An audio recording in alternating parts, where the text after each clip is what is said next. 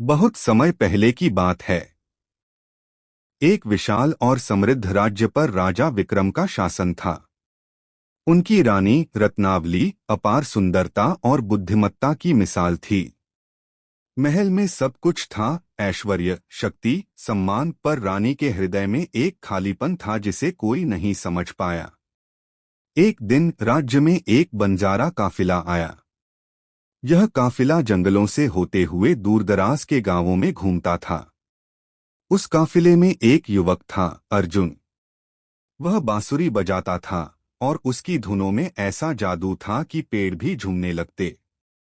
राजमहल में उस दिन उत्सव था और बंजारों को बुलाया गया।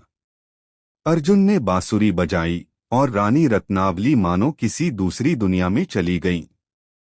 उसकी आंखें अर्जुन की आंखों से मिलीं और कुछ पल के लिए समय थम गया।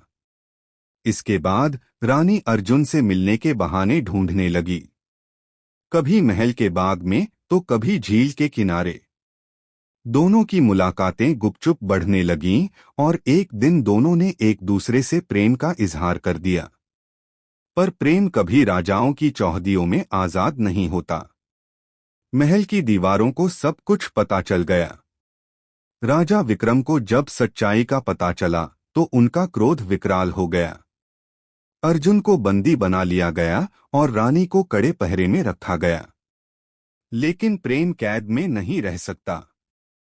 एक रात रानी रत्नावली ने महल की दीवारें लांघ दीं।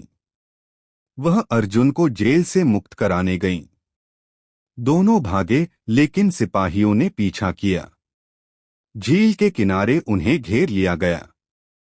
रानी ने अर्जुन का हाथ थामा और कहा, हमने साथ जीने का सपना देखा था, अब साथ मरेंगे। रानी ने खुद को अर्जुन के साथ झील में डुबो दिया। सुबह जब लोग वहां पहुंचे, उन्हें केवल अर्जुन की बांसुरी मिली और उस पर रत्नावली की एक चूड़ी। कहते हैं, आज भी उस झील के किनारे रात को बांसुरी की मधुर आवाज सुनाई देती।